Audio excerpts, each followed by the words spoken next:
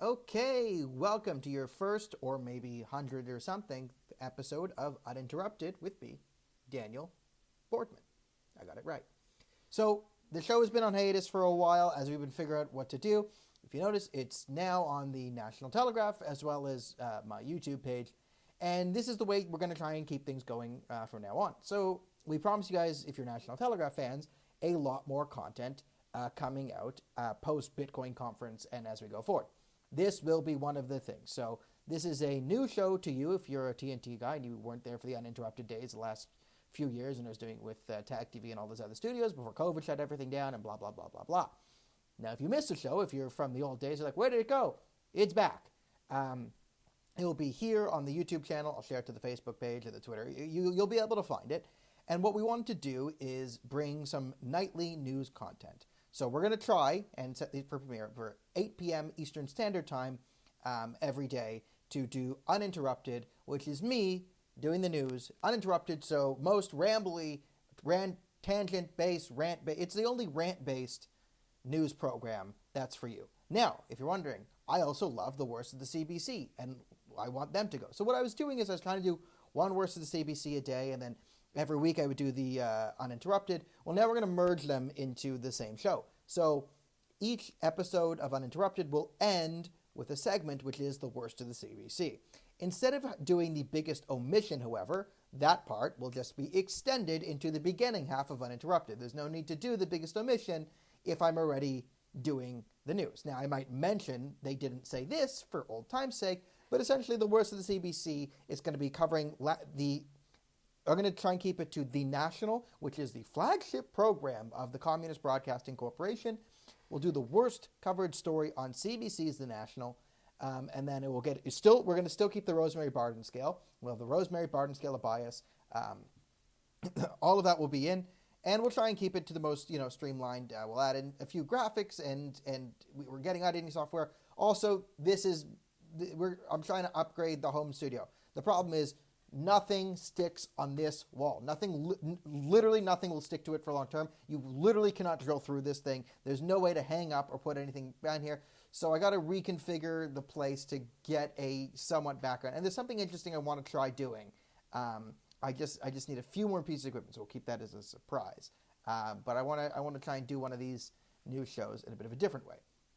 And again, instead of a full hour every day, because if I have to do a full hour, if I have to write and edit articles and do other things and go out, it's going to kill me. So we're going to try and keep the daily Uninterrupted to about a half an hour show. They might go a bit shorter, a bit longer. Depends how many crazy things happen that day. And then, we can cut this out into clips over the following days. So if you just want a bite of a news segment, there you are. So welcome back to all our old-time viewers. Hello. And to everyone new, hello. We're going to try and keep this, if the National Telegraph Facebook page, it will be premiering there. I'll share it onto my personal social media if that's who we're used to getting it. It'll go there. And then I'll be in the Daniel Boardman YouTube channel doing the comments live. And I'll also try and put it on Rumble and everything else. We will see how it goes. And then if there's TNT locals, we're going to figure out all the different places. There'll be a list in the description below in the coming weeks. This is sort of like the pilot program. We just wanted to get start doing this on the week, and then by next week, I'm going to get a few more things of equipment. We upgrade the editing software, and I figure out how to use it because I am kind of tech illiterate. We'll get in. So this will be a great place for you to get your nightly news. If you want just news clips, you can get that too. And, this is one of the TNT shows that will be. Oh, and if you're a fan of TNT Live, we're still going to have that. So TNT Live, we're going to try and keep that around 9 p.m. on Tuesdays. I won't be doing there tonight because I'm covering the Pierre Poilievre conference event. But TNT Live will still be a thing. So if you want the live interactions, you can ask questions to us live. We're still going to have a live show every week for about an hour where we bring on different guests.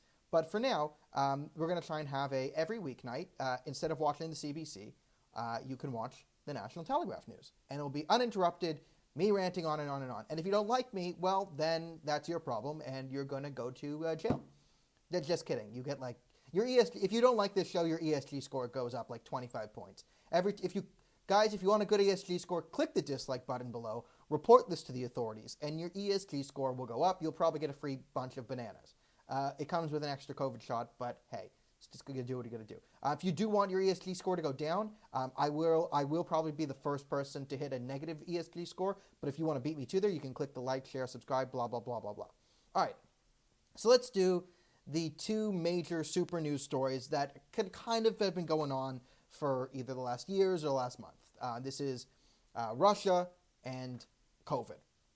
So on the Russian front, we know Russia invade Ukraine. This all of a sudden make everyone in the left embrace neocon politics. Very crazy. So I understand how a lot of people have been gaslit by the media over the years and are tuning out the media as saying this is pro-Ukraine propaganda.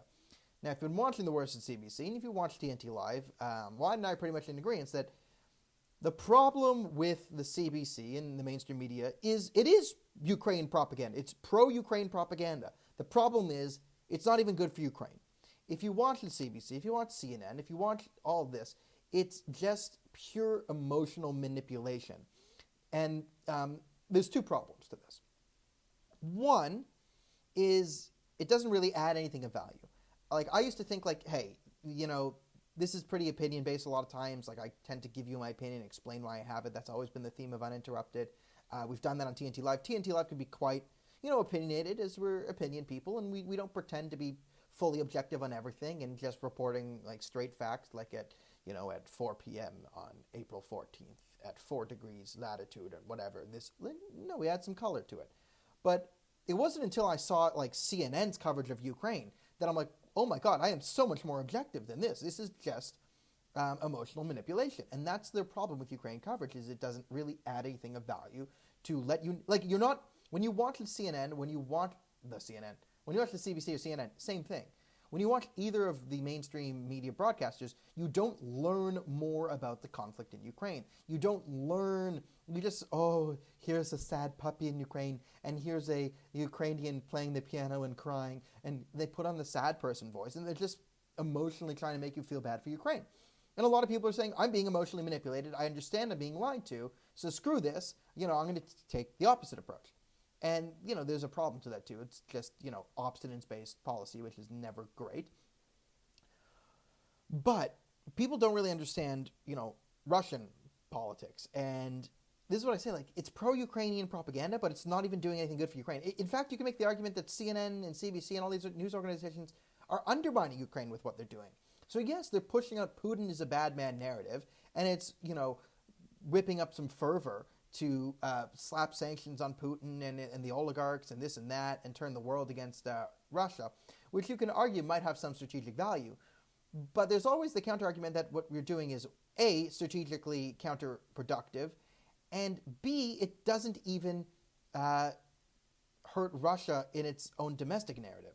So I'll explain that part first. Like, when the Western media says, Putin is big, evil, scary, bad man, you as a Westerner tend to hear evil.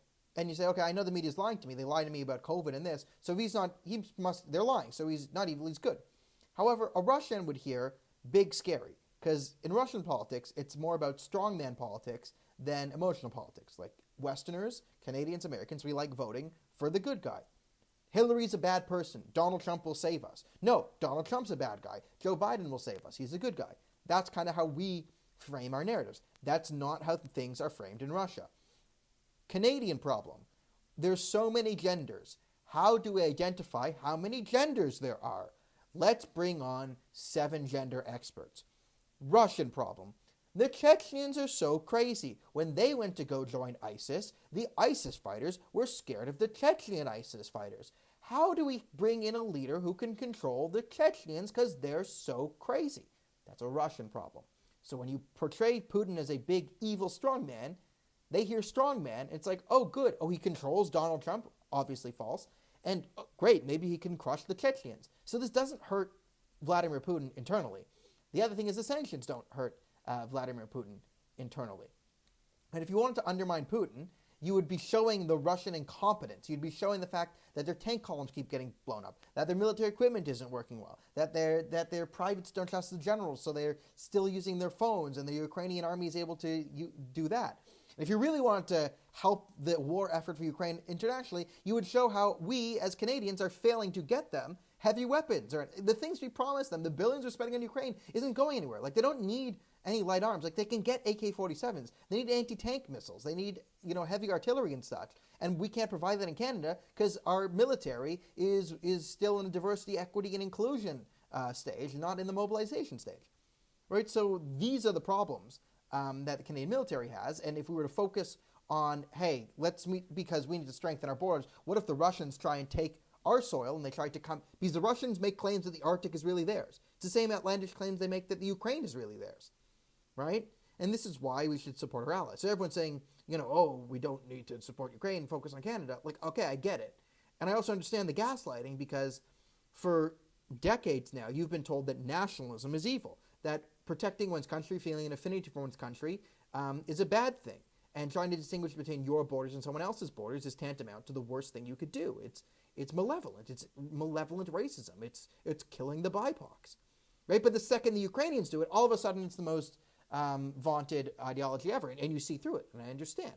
I would just be happier if we said, okay, now we can all agree nationalism isn't evil, and Canada is not an isolationist country in any way. We need to support our allies because there's no way we could stand up to the Russians by ourselves. We need to have a global community that if the Russians or the Chinese get aggressive and try and take things from us, that the entire NATO and Western alliance pushes back. And no, I don't think, Putin was threatened by NATO. No, the problem was we shouldn't have played footsie with Ukraine. If Ukraine wanted to join NATO, we should just let him into NATO.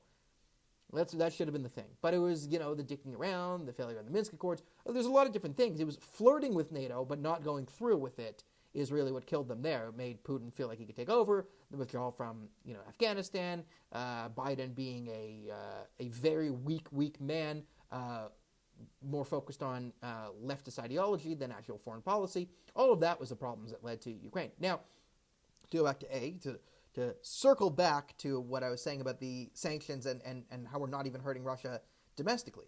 Okay, we're sanctioning the oligarchs. Great. Stunning and brave. Stunning and brave. Seizing property from random people. Again, hashtag stunning, hashtag brave. Stunning and brave. The bravest and the most stunning thing you could do. However, look at the game theory, though, for a Russian oligarch. Most of their wealth is in Russia. So even like the good ones like Abramovich or whatever. So we seize all his assets, force him to sell Chelsea. All right. Let's say 20%. This is 20% of your wealth is international. 80% of your wealth is in Russia. What are we trying to incentivize here? We want oligarchs to go against Vladimir Putin. Now, keep in mind, the oligarchs don't actually have a lot of political power.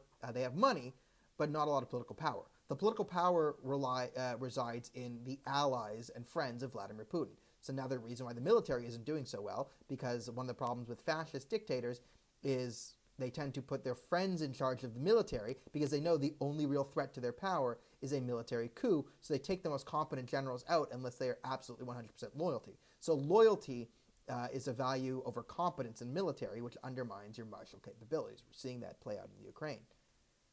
Now, game theory again. You want the oligarchs to slam Putin. Okay, this is what we're trying to incentivize. Think of what we are doing.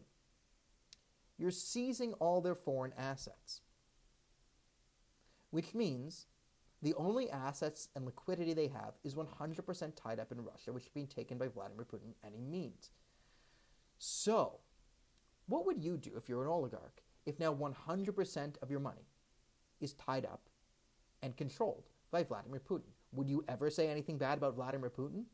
It makes more sense to not tie up their foreign assets. That way, if they say something bad about Vladimir Putin and he freezes 80% of their assets, well, they're still crazy billionaires, and they can live for 100 years off the 20% they have in the EU and the US. But no, we've literally made them solely reliant on Putin going forward. Now they're heavily invested in Vladimir Putin for all their assets, because we've taken whatever else they have. Now they need the Russian economy and Vladimir Putin to survive, because that's where 100% of their remaining assets are. Think of the game theory. You're idiots.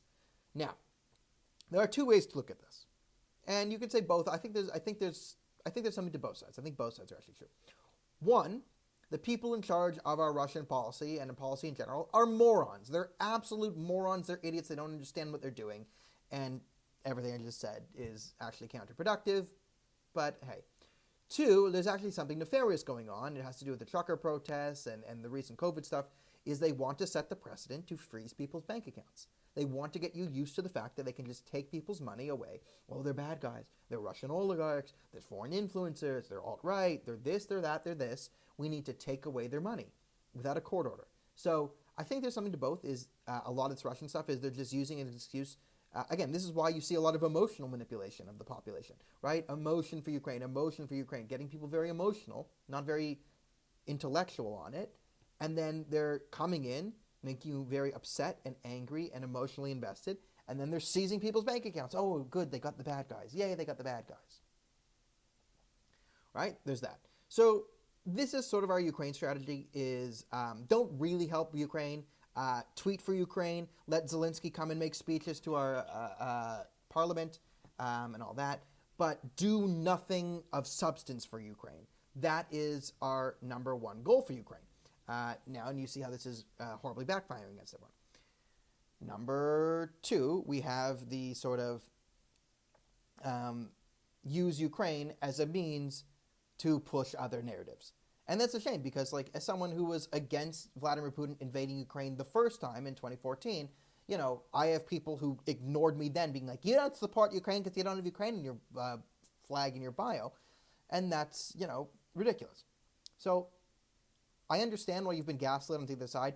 The raw fact is, though, Russia is the aggressor here. They are waging a brutal war in Ukraine. They are targeting civilians. They did this in Syria. And one of the things that I used to tell if someone isn't serious, left and right. If anyone blames America for bombing Syria when it was Russia and Iran, then I know they're not to be taken seriously in foreign policy. That's my thing. Like, you want to talk about Libya, you want to talk about Yemen, you want to talk about other places, okay, fine, we can have that debate. But if you're one of the people who thinks it's America or NATO who bombed the hell out of Syria and not the Iranians and the Russians, sorry, but don't ever take those people seriously. They don't understand foreign politics. They don't know what they're talking about. That is the current meme among people on the far right and the far left, or the people, not even far right, it's just the new age, whatever it is, the debate on Ukraine. That's a good red flag you should all look for. If someone blames America for Russia and Iran bombing the hell out of Syria, you know they don't know what they're talking about. That's a good rule of thumb there. So that's basically what you need to know about Russia and the media right now. All right. COVID-19. The most deadly disease of all time. It has killed a whopping 84 trillion people. Actually, no, 6 million people. New study came out that it's like they said around 57% of the world's population have contracted COVID, and only 6 million people have died. So 6 million, I just figured, let's do this on the fly. Let's just do the math here, calculator. All right, so you have 6 million, 1, 2, 3, 1, 2, 3, divided by, let's say about 7, whatever, 5 billion. Let's just say 4 billion. Let's under.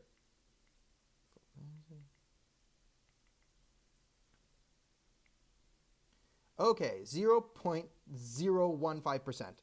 So according to the science, on the sort of like millions of people died, 6 million people died of COVID. 6 million people. Let's take that death rate for absolute fact. Okay.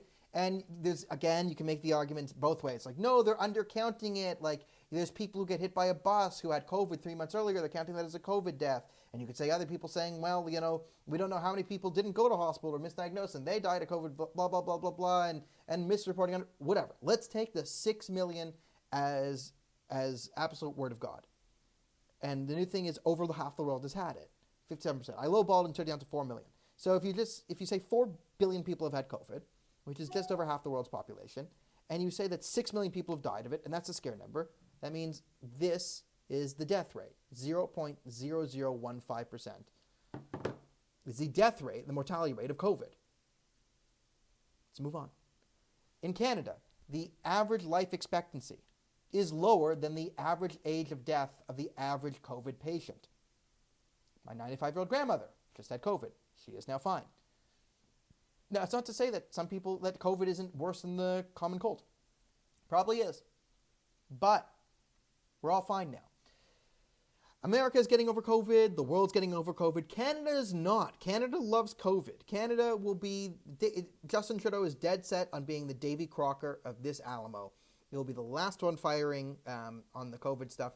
Even as Australia and New Zealand give up their nonsense, and they experienced crazier lockdowns than us. We got the bronze medal of the craziness of lockdowns. But we're going for gold, because Australia and New Zealand will probably end COVID at some point. Canada will never will.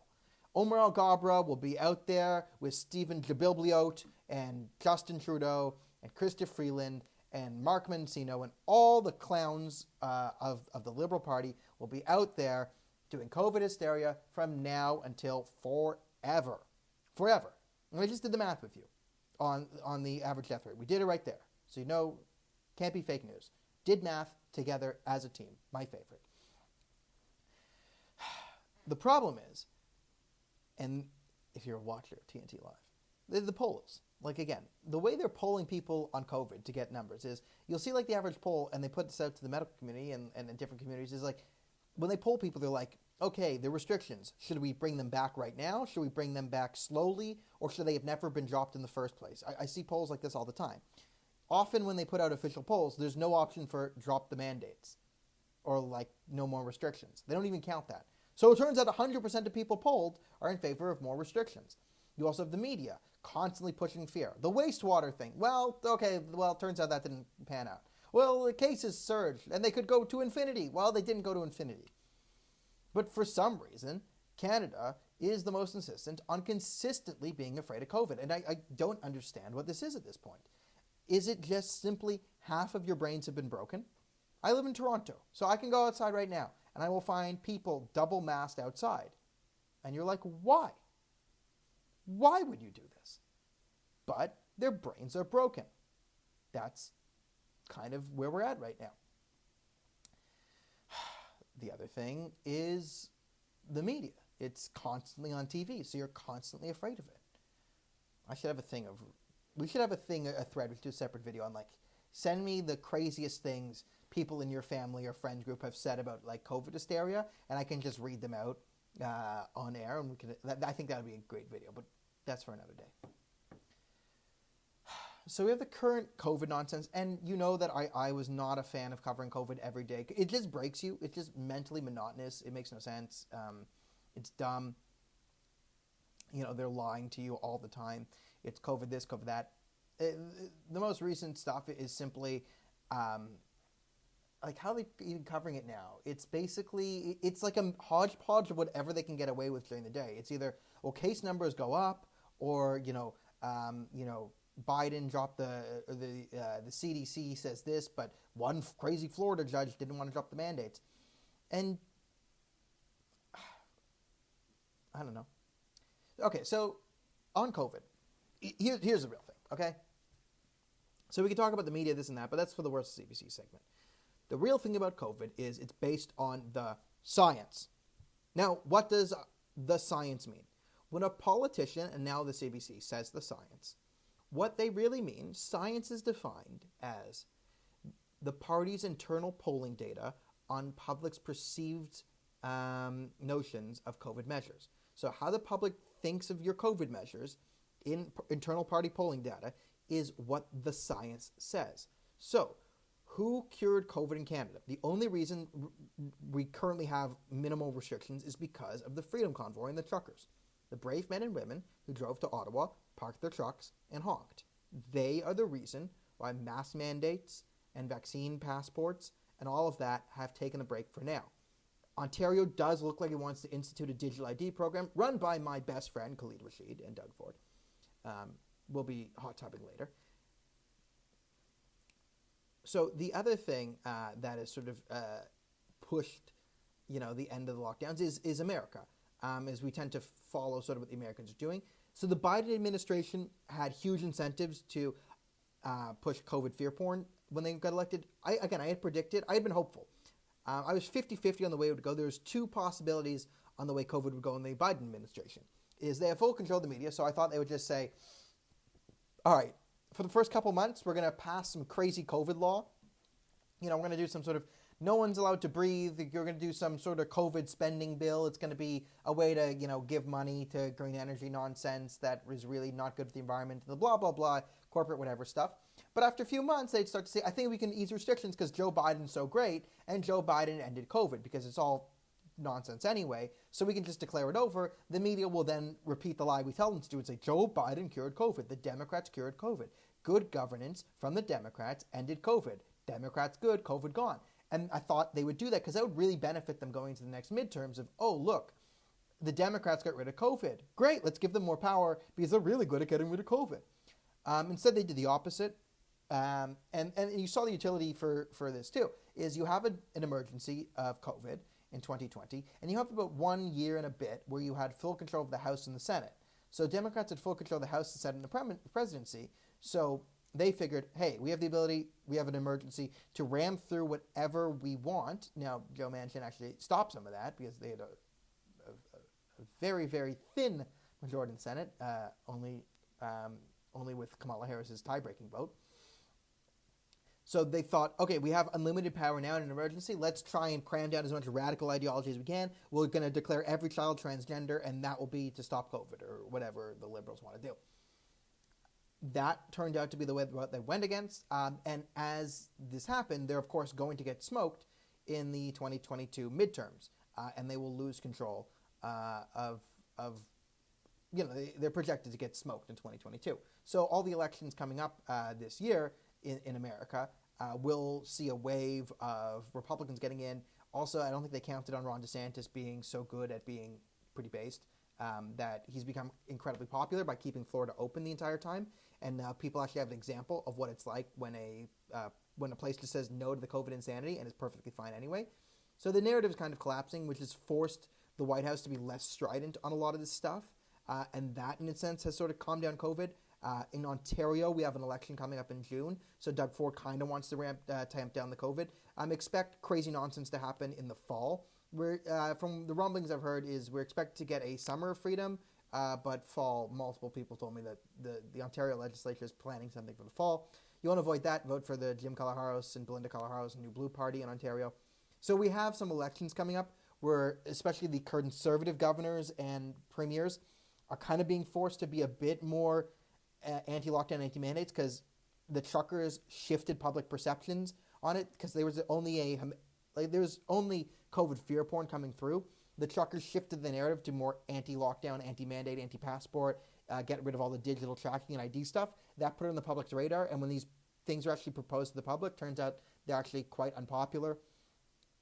And I could go on a rant for another 57 days, straight 50 years. I could probably rant for 57 straight years on misleading polling data and how useless the conservatives are at framing their own narrative and how this led to badness. But don't worry, the truckers got in and saved everyone by doing this for them.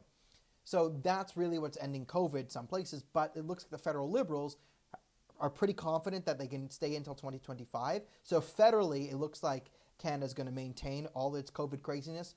And it's not so much from a science perspective, it's sort of a religious phenomenon now. Justin Trudeau is sort of a cardinal of COVID, with Turan being one of the co-popes or something. So it's a religious belief, and it's not so much about protecting people, it's about punishing non-believers now. So it looks like Justin Trudeau, the strident ideologue he is determined to be the last person with the COVID restrictions punishing the non-believers as long as he possibly can, and that looks like it's going to be our COVID response going forever. All right, and now, it's the worst of the CBC for April 18th. It's April 19th, 2022, the show where I watch the CBC, so you don't have to. And I said that because I watched we messed up the first day, but it's uninterrupted, so I'm not going to go back and edit that out, because you deserve to know that even your talking heads are not perfect. Even though I am perfect, I'm just not that perfect. I'm like 99%. Okay. So, worst covered story of the day, Shanghai lockdowns. All right, so what's his face, Mick, whoever, he is going on, and they're like, we're going to cover the Shanghai lockdowns. And this is what I love about CBC, because it's so pro-Chinese dictatorship and so gaslighty that it's designed to make you insane. Okay, so the way they cover the Shanghai lockdowns is not the human rights violations. It's not people getting stuffed in. It's not people screaming at night. It's not the fact that the drones are coming around, and if they see you on your own balcony without a mask, they're fining you with their digital yuan social credit system because they want to institute ESG and CBDCs here. No, that's not what we're covering. It was supply chains. How does COVID lockdown affect the supply chains? Oh, Daniel, circa 2020. Immediately, month number 1 of COVID. I said, you keep doing these lockdowns, you're going to have major supply chain breakdowns that are going to be worse than anything the virus could ever do. The virus killed 6 million people out of the 4+ billion it's infected. That's a mortality rate of 0.0015%. That's the mortality rate. And I was saying, worse than this is you're going to have supply chain breakdowns. We have farmers who can't get fertilizer. We have ports that are blocked in. You can't buy a new car. You can't buy a used car. You can't buy any of this stuff. And now they're doing this in Shanghai, which is port city, and they're going, oh, how is this going to affect the supply chain? Well, no. Right? Come on. I was saying this 2 years ago. So finally, we can cover the fact that lockdowns are causing catastrophic supply chain breakdowns that will last years into the future. Great. I'm so glad we got... It's like the COVID stuff. Like, they couldn't cover the fact that COVID was killing small businesses, and the CBC would have to do things on like, well, COVID is actually killing BIPOC businesses. And you're like, yes, lockdowns hurt black people. They also hurt everyone else. And something against, the BIPOC community or whatever. But they're also people. They're people, which means the thing that screws over all people includes the BIPOCs too. Right? So friggin' stupid. I hate them. So yes, they can't cover the fact that there's human rights abuses in Shanghai based off all the stuff Trudeau wants to do here. Let's ignore that because we love China. And they're just trying to get to zero COVID. No, it's going to have some supply chain problems. Excuse me, you were the ones gaslighting me when I talked about supply chain problems back in the day. So, screw you. This was my idea, not yours. And you know what? Fine. What do we get on the worst of the CBC out of 10 on the Rosemary Barton scale? All in all, it was a lot of nonsense. So it was only a 6.5 out of 10 on the Rosemary Barton scale of bias. So, all in all, not the worst, not the best. And thanks everyone for watching. Remember to click all the buttons, and every day at 8 p.m. Eastern Standard Time, 5 p.m. Pacific, 6 p.m. Alberta, we will be rambling at you until you collapse of being too based. Good night.